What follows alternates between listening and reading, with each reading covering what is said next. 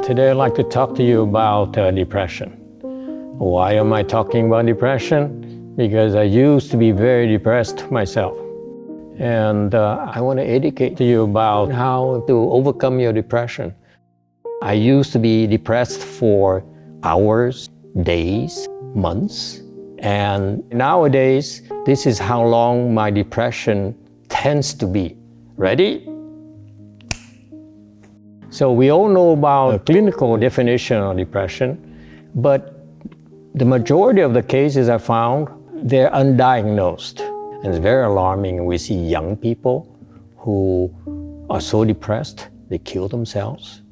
Even adults with something called highly functional depression. They can function in society, they can do their jobs, then have a family life, and somehow, all of a sudden, they decide to take their lives because they fail to understand that depression is basically a series of negative thoughts, and they don't know what to do with those negative thoughts. It starts first with say, I'm not happy. So it adds one more thought and one more reason. So you sink lower and lower and lower. So you build up this vast network of thoughts that justify to yourself why you should feel morose and unhappy. When you allow yourself to get to that point, it's very hard for you to get out.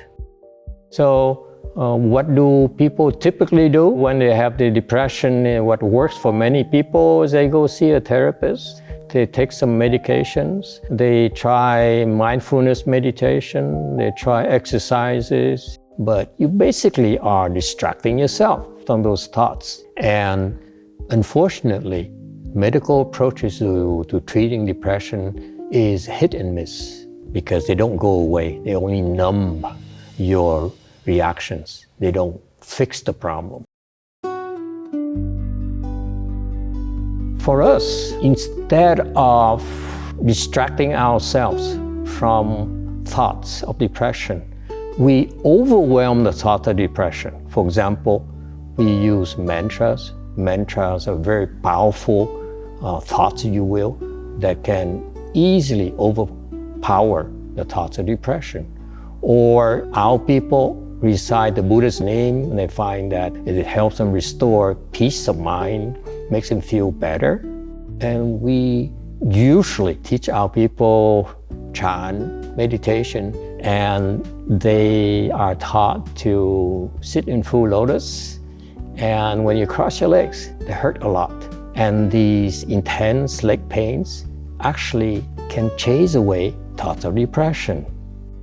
When you practice meditation, the common mistakes that people make is they seek to be comfortable, they seek to feel peaceful, they seek to feel better. And that right there is the impediment to their experiencing more peace, more bliss. Whereas if your goal is to increase your peace and your bliss, then you want to learn to endure the difficulties. And furthermore, with more advanced chant, meditation, you'll be able to stop the thoughts of depression. Meaning when you have a thought of depression, you crush it, you stop it right away. It doesn't go any further than that. Chant, meditation is much more advanced and will yield results a lot faster than mindfulness meditation, I promise you. And number 3, for even higher skilled people, is early detection of thoughts of depression. You recognize patterns of thoughts that bring on depression. So with your meditation skills, you'll be able to detect them a lot faster so that they don't have time to grow, and therefore it's a lot easier to shake them off or destroy them. I'm reminding you that it's not okay to be depressed. And you should do something about it because it spreads through you. You're a carrier of depression. We are spreading our depression to our loved ones, our children. Here's how depression spreads. When you have compassion or fondness for a depressed person, it's like opening the door for the depression to enter you. And therefore, the people who are close to depressed people tend to also be depressed, about the same level of depression. But depression is a motivator for us to learn to develop the skills to rise above depression, to beat back depression.